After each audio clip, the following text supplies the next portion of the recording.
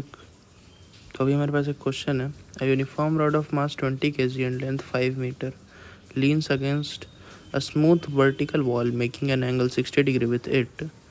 The other end rests at a rough horizontal floor. The friction force that the force floor exert on the rod is. ठीक है, मतलब कि एक uniform rod है जिसका मास 20 kg है, लेंथ 5 मीटर है। ठीक है, उसको एक स्मूथ वर्टिकल वॉल के अगेंस्ट जो है वो बेंड मतलब कि रख दिया गया कुछ इस तरीके से।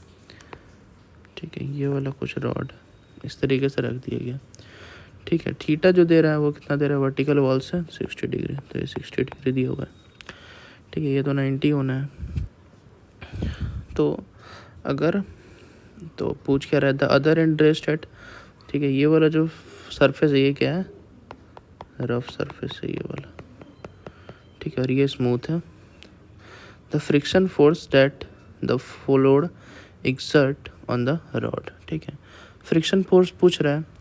तो सबसे पहले तो हम अगर एक चीज़ देखें कि नॉर्मल का डायरेक्शन किस तरफ होगा। ठीक है, तो ये वाले पॉइंट पे जो नॉर्मल का डायरेक्शन होगा वो सीधा सीधी ऊपर होगा, और इस वाले पे जो होगा वो सीधा सीधी इस वाले डायरेक्शन में होगा।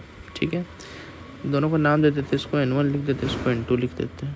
ठीक है, अब अगर यहाँ पे 60 डिग्री दे रहा है मतलब कि हमारा यहाँ से इस वाले पॉइंट से अगर हम देखें, ठीक है, तो नीचे जो mg लग रहा है वेट mg, ठीक है, और ऊपर तो नॉर्मल लग ही रहा है।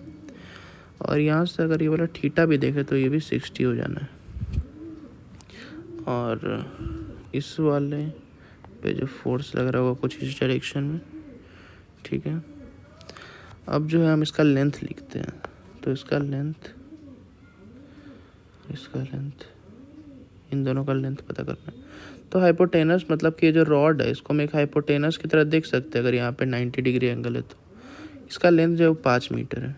ठीक है, तो इधर साइड वाले का लेंथ क्या हो जाएगा, तो 60 डिग्री दिया हुआ है तो 5 साइन थीटा यानी कि 5√3/2, और इधर क्या हो जाएगा 5 कॉस थीटा यानी कि 5/2।